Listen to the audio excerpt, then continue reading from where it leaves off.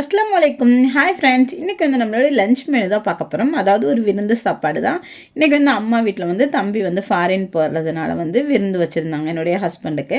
அதுக்கு தான் வந்து போயிருந்தோம். அங்கே என்னென்ன மெனு இருந்துச்சு அப்படின்னு சொல்லிட்டு வாங்க பார்த்துடலாம். ஃபஸ்ட்டு வந்து சிக்கன் பிரியாணி லெக் பீஸோட. ஏன்னா என் ஹஸ்பண்ட் வந்து அவ்வளோதான் பிரியாணி சாப்பிட மாட்டாங்க. அதனால தான் சிக்கன் பிரியாணி வந்து பண்ணியிருந்தாங்க. அது கூடவே வந்து சிக்கன் 65, அதுக்கப்புறம் வந்து அவிச்ச முட்டை தான் பண்ணியிருந்தாங்க. அப்புறம் வந்து வேறு என்ன பண்ணியிருந்தாங்க அப்படின்னு பார்த்தா பீஃப் கிரேவி பார்க்குறதுக்கு ரொம்பவே சூப்பராக இருந்துச்சு. நல்லா காரசாரமாக அந்த பீஃப் கிரேவி தான் வந்து பண்ணியிருந்தாங்க. ஏன்னா எங்கள் ஊர் சைடு வந்து இந்த மாதிரி ஃபாரின் போகும்போது அக்கா தங்கச்சி அப்படி இருந்தாங்க அப்படின்னு கூப்பிட்டா சாப்பாடு போடுவாங்க. சாப்பாடு போட்டு தான் வந்து அனுப்பி விட்டுட்டு வருவோம். உங்கள் ஊர் சைடு வந்து இது பழக்கமாக இல்லையா அப்படின்னு சொல்லிட்டு கமெண்ட்டில் ஷேர் பண்ணுங்கள்.